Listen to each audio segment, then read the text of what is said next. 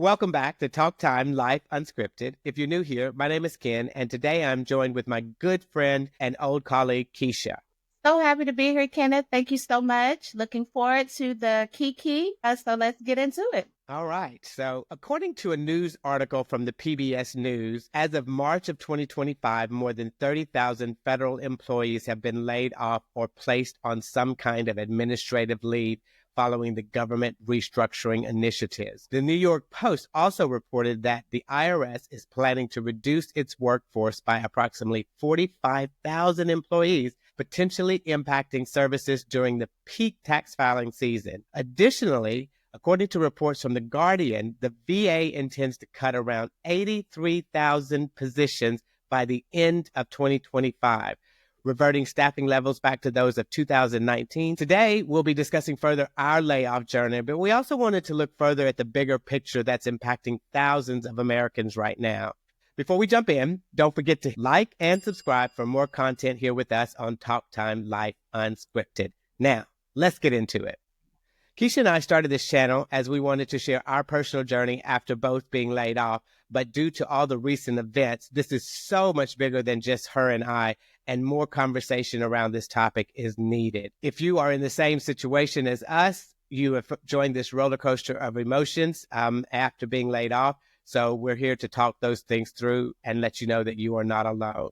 To kind of put things into perspective, Keisha and I worked together and were both given notice of our layoffs in October and November of 2024. In a previous video, I did briefly discuss my layoff journey, but today I wanted to share a different point of view. So I've invited Keisha on to share her point of view. So Keisha, I'm going to look over to you now. Can you tell us about your experience of being laid off and the initial feelings you had and how you dealt with that? Absolutely. Wow. The feelings. Thinking back to that time, it was, fear, anxiety, anger. But Yeah. the biggest fear or the biggest emotion that I can say that I can relate to the most is the sense of loss or betrayal. Yeah. It felt like a breakup, right?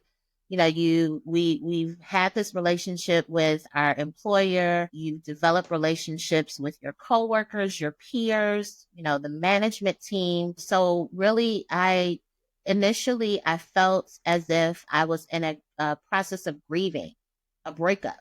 Yeah, it's funny because I had not thought of that term before. So, but when you think about it, it is kind of the situation where our employer broke up with us, Yeah. and then those emotions are still valid. So, yeah, that's a good way to look at it. So yeah, I mean, you kind of go through the same emotions that you go through with your normal breakup, a loss of relationship, grieving the loss of, someone that you've lost. So it's kind of like, yeah, I'm angry. Why did this happen? Why me? Yeah, But I think for me, as I went through that process, it was more so kind of going through those different emotions. yeah. And I finally got to the point where the why me part stuck. Mm. And the why me kind of translated into why not me, I had the same feelings you because know? why not me? Why not me? Like, I'm no different than anybody else. And as you see, like this happened to us in October and November of last year. And, we were going through that. We had no idea at the time that it would turn into something as big as it is right now in the Right. US. And so for sure that why me kind of plays a huge part into it because why not me considering all the other people that are also in the same situation? So to kind of highlight the time of year, right? We were looking into going into the holiday season. So while we're going through our own personal issues, our own personal emotions, it's still wanting to be present and in the moment with our family and friends while we go through that time of the holiday season. Yeah. Um, I think of it as like holiday cheer versus embracing or understanding this season of loss, Yeah. right? Yeah. So, I mean, talk to me about, how that worked for you going through, Thanksgiving and Christmas and the New Year and being in this moment? I will tell you, it was probably one of the most difficult situations I had had to deal with in a very long time. I was already upset about, losing my job and the reality of that and what was next and answering those questions. Why me? Why not me? But as we went as we, as time got closer to the holidays, I traveled abroad with family, and it was so heavy on my mind and so heavy on my heart. It really put a cloud over our kind of Christmas celebrations. My family was very understanding. They were there supportive, but there were times where I would be sitting at the dinner table and I would just burst into tears. And everybody was like, "Are you okay?" We would Right. be talking about something else and I would just burst into tears randomly. And then I'd have to excuse myself and go in the other room and pull it all back together. So, and that happened on more than one occasion. I even get a little emotional thinking about that now. And, ultimately I had to go back to my family and say, listen, my headspace was very off, and apologize for my behavior, as I would say it. But they were like, you know what? Hey, Kenneth, we understand. Like, this has been tough for you. So, we're here to help you. So don't feel bad about it. And, that's the one thing that I talked about in a previous video. Like, there's no shame in saying, hey, I need help. And there's no shame in crying and having someone to have that shoulder to lean on. So it was hard for me, very difficult. But, with the support of friends and family, I pulled myself slowly, slowly out of that kind of rabbit hole of depression. It's kind of that new space of being vulnerable, right? Yeah. Yeah. Putting yourself in a place where you can reach out to your loved ones and your trusted advisors. What I say, your trusted advisors, and just have those hard conversations of like, this is what I'm going through, and I really don't know how to deal with it. Yeah. But I just want to let you know what I'm feeling, and then giving them that opportunity to pour back into you and say it's gonna be okay, right? Yeah.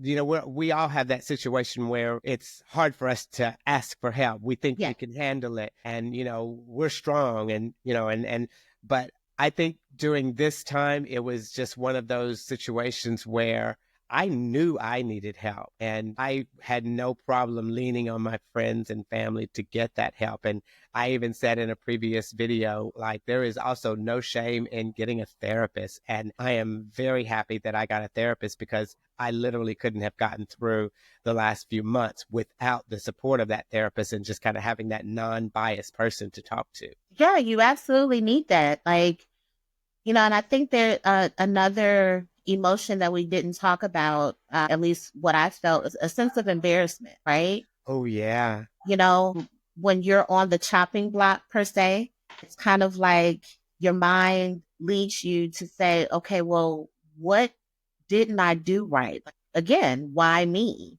Yeah. I think, to your point, having that third party person that you can talk to, like share your thoughts, your concerns with, and that person that can kind of guide you through this new journey, right? Yeah, I agree. Give you Yeah. the tools and resources that you need to help guide you through this process, this new journey that we're going through Absolutely. as well. For me, that has been extremely instrumental um, in where I was then versus where I am now, Yeah, right? I agree. I agree. 100% agree. So we both are officially out of work. We've been laid off. We've had our last day. How was it the first day after your last day? What went through your head after that? Oh, wow. Surprisingly, it was just kind of like a breath of fresh air. Mm-hmm. I thought that I would be in a different headspace, but for me, it was really just kind of like embracing that moment of it's okay not to have anything to do, or Yeah. not to log into your computer for that day, or put out that fire alarm for that Yeah, day, we right? put out a lot of fires, didn't we? We put out a lot of fires on a daily basis. So I'm with you. That the first day after my last day, I woke up and I just had this complete sense of relief. I was still grieving from, being, losing my job. I mean, I was still concerned, like, what am I going to do for money? But the stress of the job was Yes. gone. And what I realized in that moment was it was time for a change. I may not have wanted it, but I think the universe pushes us sometimes to do things we have not necessarily Absolutely. expected. And in that moment, I realized just how stressed out I had been doing this job for the last 18 years. And the relief of that just, it felt incredible. Like, Yeah. felt really good. And I know not everybody has that experience because people are in other situations financially, mentally, but just from my experience and from your experience, I know it was just kind of that, whew, that breath that, oh, okay, this is over. Now I can focus 100% on whatever it is that I want to do next. Yeah, so I think this is a good time to pause here. If you're in the comments and you want to share, like if you're going through this same experience yourself, like go ahead and drop, kind of some of the things that you did those first few days after, being let go. Like Yeah. what did that look like for you? Yeah. We'll respond back to you. We want to keep the conversation going. So yeah, just let us know your thoughts. Yeah. Absolutely. So with that, yes, thanks everybody for hanging with us today on Talk Time Life Unscripted. Stay strong. We're going to get through this together. And like Lakeisha said, if you've been in a similar situation, drop us a comment. We'd love to hear about your story. Don't forget to check out our next video where we dive into more talks about being laid off. And then we kind of jump into that whole job hunting journey as well. So thanks everybody. Ciao for now. Thank you. Bye-bye.